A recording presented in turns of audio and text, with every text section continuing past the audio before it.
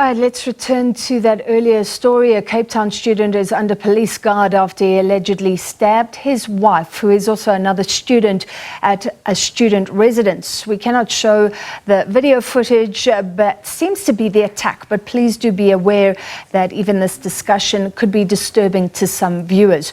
In the footage, a male student can be seen repeatedly stabbing a female in the stomach while she is lying on the floor outside a building next to a pool of blood. In another video, he is being entreated to stop.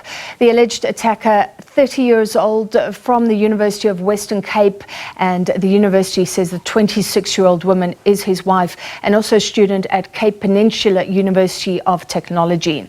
To discuss, we're joined by research specialist on gender-based violence, Lisa Vetten. Lisa, thank you for being with us as always.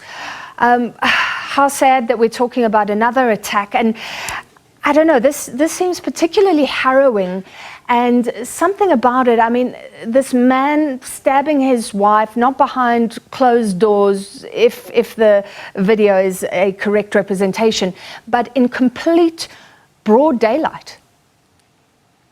Yes, I think we sometimes have this idea, as you said, that violence is hidden, private and secretive. But clearly it's not. It happens in streets, it happens in front of others. And I think that's what can make it so much more difficult for women and those around them to manage, because they think they are safe when surrounded by people. And quite obviously, as this incident shows, that's not the case. She was bloodied, basically. Then we see another video, and we don't know exactly what happened in what timeline, but it looks like male students come and ask him to stop. I don't know if you have any comment on what people should do, possibly that saved her life. He did seem to stop. Yes, and I think this is why the role of bystanders in violence is incredibly important. Because on the one hand, you do have to ask, why was somebody standing and videotaping this? Why were they not actively getting involved, calling the police, calling others, and getting this individual to stop? So I think there's some very complicated questions to be asked around viewing this and filming this versus being a bystander who intervenes and actively tries to protect and save another life. So I think these questions of filming an incident like this raise some very complex ethical questions that we do need to think about. What is the role of people who witness this? Is it acceptable simply to stand and film it rather than to involve others? It's a very good thing that others eventually got involved, because it seems that if they hadn't, she would just be another statistic by now. Yeah, and they were brave. It looks like he was being threatening. What about viewing it? And I would personally urge anybody who's ever been involved in any form of violence to be careful. This could be very triggering for many people. Could it change views? Is it good for people to see how violent these attacks can get? Any views? No, not at all. I mean, I think some of the research that has been undertaken doesn't suggest that looking at incredibly violent and graphic imagery in any way changes people's behavior or makes them necessarily less likely to engage in violence themselves. I think what is very perhaps insensitive about circulating these videos is the lack of thought given to what the impact of this may be on that particular woman's family and her friends. To have this, I think, circulated, and for them to have to see something like this, I think is not particularly sensitive. So I think sometimes we must be very careful about, are we just looking at imagery like this because we are being voyeuristic? You know, it's like looking at a traffic accident, we just want to look at violence. Or are we genuinely trying to do something useful by viewing this violence? And it seems to me that in many instances, people simply want to be shocked and horrified.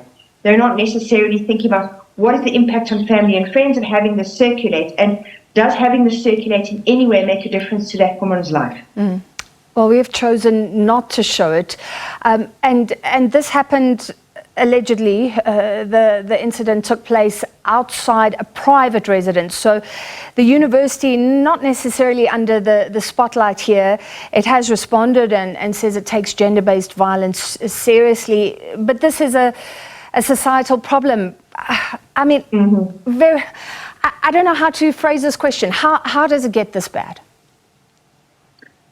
Well, that is an extremely important question, Francis, because I think if we look at the data that's been collected between 1999 and 2020, we can see that over that 20-year period, more or less, the number of women's murders had unquestionably more than halved. They had significantly decreased.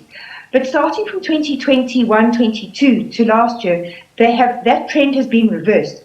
We really need to urgently ask why it is that this trend has been reversed in the face of all this publicity and national strategic plans. They seem to be missing something. Well, so I think that's a question we have to ask. Any ideas? No, I don't, because I think we need to ask, what are these increases in relation to women's murders by their partners and family members? Are there increases in relation to murders by strangers? Because those are driven by different kinds of dynamics. So it's urgent that we try to understand them. And I must say, I think there is something that we should all take very seriously. The Law Reform Commission has recently put out a discussion paper around domestic violence. One of the things it has proposed is that we set up domestic homicide reviews or panels. And the aim of those would be to put together an expert group who could look at all circumstances under which women are murdered within a domestic context in order to understand what is it that fueled these murders, what is it that we can learn. Because I think if we were to start looking at these particular homicides having trends and patterns, that would help inform us take some precautions to helping prevent them, especially if we start to tie them to the safety monitoring notices, which have recently been introduced by amendments to the Domestic Violence Act. We'd be able to start identifying which women are at very high risk and where we need more than the usual protections in order to be able to assist them.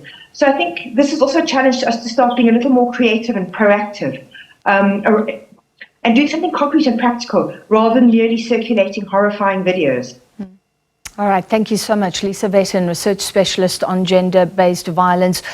Some food for thought there if you choose to look at that video, and you can choose not to.